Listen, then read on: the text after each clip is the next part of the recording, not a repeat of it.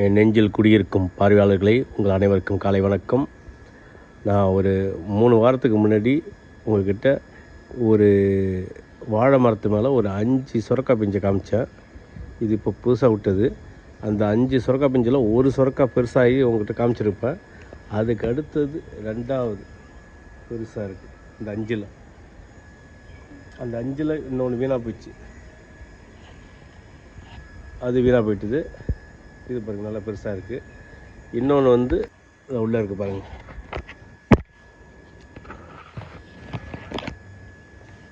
அஞ்சில் 3 நல்லா வந்திருக்கு, மற்றெல்லாம் பிஞ்சு விட்ருக்கு. எப்படி இருக்கு, நம்ம எப்படி வருதுன்னு பார்ப்போம். இங்கே பாருங்கள், ஒரு பரங்கி பிஞ்சு எப்படி போயிருக்குன்னு.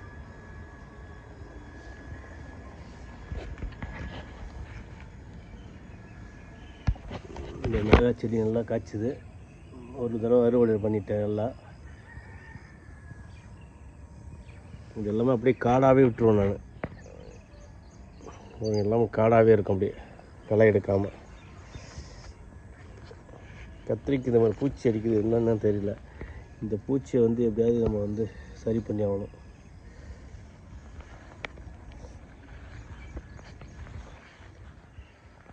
கத்திரி நல்லா காய்ச்சிருக்கு.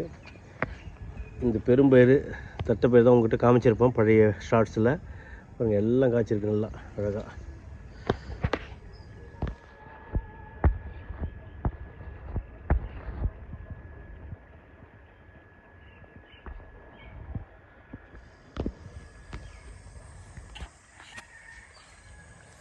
அதே போல் அந்த வெண்டைக்காயெல்லாம் வந்து டிசம்பர் 2ஆம் தேதி 2025 இதில் வந்து பயிர் வச்சது.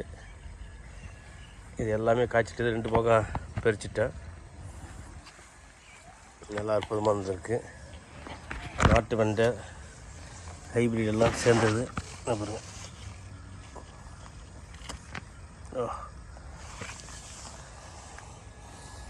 ஓகே. வாட்ச் பண்ணதுக்கு நன்றி. சப்ஸ்கிரைப் செய்யவும். வாழ்க வளமுடன். நன்றி.